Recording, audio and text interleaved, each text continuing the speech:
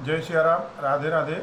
मैं प्रेम मिश्रा एक बार फिर से आप सभी का श्री रामचरितमानस पाठन सेशन में स्वागत करता हूं। हम अयोध्या कांड पढ़ रहे हैं और आज हम दोहा क्रमांक 230 से आगे पढ़ेंगे। प्रसंग है श्री भरत जी श्री रामचंद्र जी से मिलने के लिए वन में जा रहे हैं और वहाँ पे किरात और भील जाकर राम जी को सूचना देते हैं कि भरत जी बहुत दल बल के साथ में आ रहे हैं।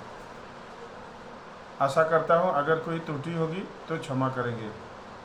दीन दयाल बिरद सम भारी, हरहु नाथ मम संकट भारी। जगु भय मगन गगन भय बानी, लखन बाहुबुल विपुल बखानी। तात प्रताप प्रभाव तुम्हारा, को कह सके को जान निहारा। सारा जगत भय में डूब गया। तब लक्ष्मण जी के अपार बाहुबल की प्रशंसा करती हुई आकाशवाणी हुई, हे तात, तुम्हारे प्रताप और प्रभाव को कौन कह सकता है, कौन जान सकता है। अनुचित उचित काज कुछ हो, समुझ करिय भल कह सबको।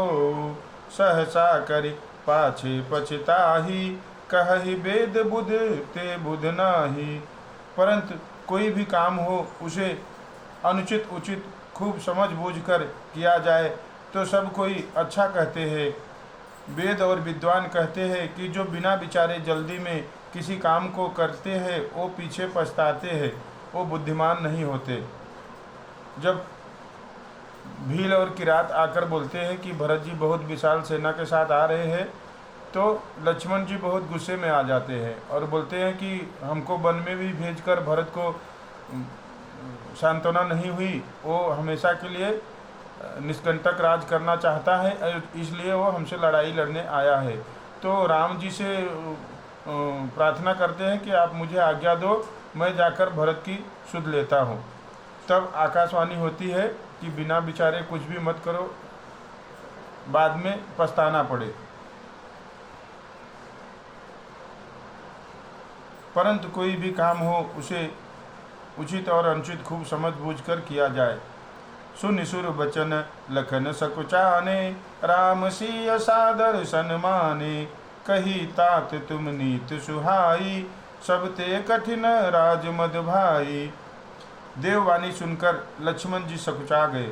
श्री रामचंद्र जी और सीता जी ने उनका आदर के साथ सम्मान किया और कहा, हे तात, तुमने बड़ी सुंदर नीति कही। हे भाई, राजमद सबसे बड़ा मद होता है, सबसे कठिन मद है। जो अचवत नृपमात हितेई, नाहिन सुधा सभा जहि सेई। सुनहु लखन भल भरत सरीसा, विधि प्रपंच मह सुना नदीसा। जिन्होंने साधुओं की सभा का सेवन सत्संग नहीं किया, वे ही राजा राजमद रूपी मदिरा का आचमन करते ही मतवाले हो जाते हैं। हे लक्ष्मण सुनो, भरत सरीखा उत्तम पुरुष ब्रह्मा की सृष्टि में न तो कहीं सुना गया है और न ही देखा गया है। दीन दयाल बिरद सम भारी, हरहु नाथ मम संकट भारी। भरत ही होई न राजमधु, विधि हरि हर पद पाई। कबहु की काजी श्रीकरणी, क्षीर सिंधु बिन साई। दीन दयाल बिरद सम भारी, हरहु नाथ मम संकट भारी। कहते हैं कि अयोध्या के राज की तो बात ही क्या, ब्रह्मा विष्णु और महेश का भी पद पाकर भरत को राज का मद नहीं होगा। क्या कभी काजी की बूंदों से क्षीर समुद्र नष्ट हो सकता है। तिमिर तरुण तरिनि मकु गिलई, गगन मकन मकु में घही मिलई। गोपद जल बूढ़ई घट जोनी, सहज क्षमा बर छाड़े झोनी। अंधकार चाहे तरुण मध्याह्न के सूर्य को निगल जाए, आकाश चाहे बादलों में समाकर मिल जाए, गौ के खुर इतने जल में अगस्त जी डूब जाए और पृथ्वी चाहे अपनी स्वाभाविक क्षमा सहनशीलता को छोड़ दे।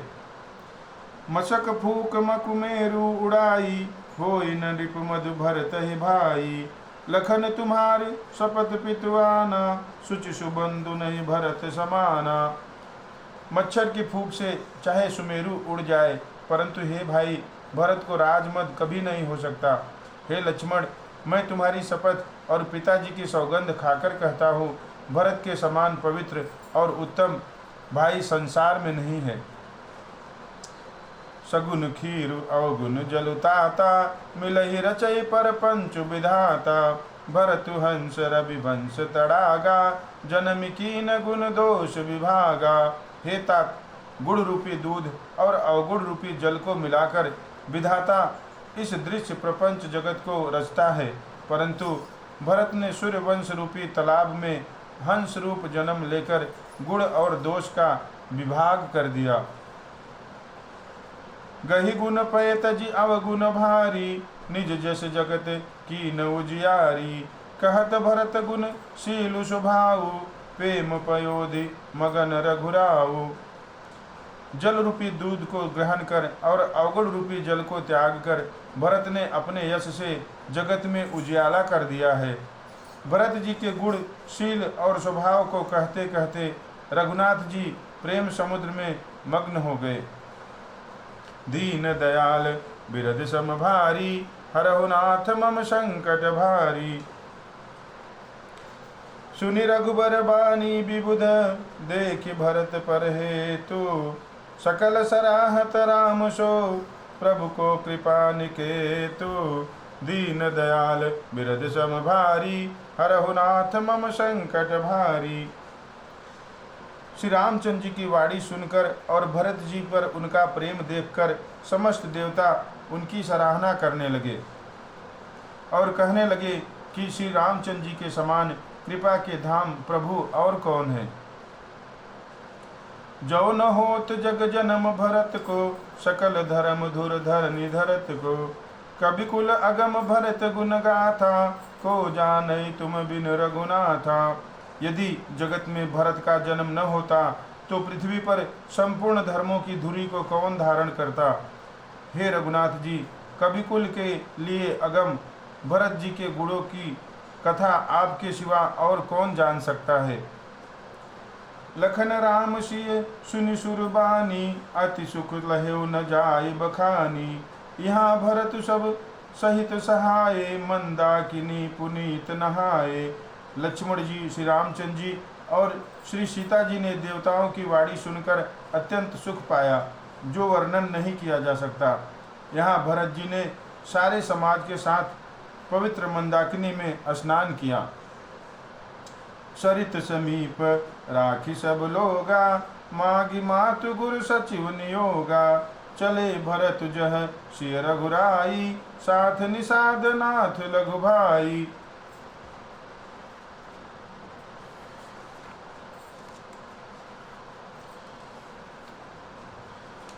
फिर सबको नदी के समीप ठहराकर तथा माता पिता गुरु और मंत्री की आज्ञा मांगकर निषाद राज और शत्रुघ्न को साथ लेकर भरत जी वहाँ को चले जहाँ श्री सीता जी और रघुनाथ जी थे। समुझि मातु कर तब सकुचाही, करत कुतरक कोटि मन माही। राम लखन सिय सुनि मन माहू, उठ जन अनत जाय तज ठाऊ।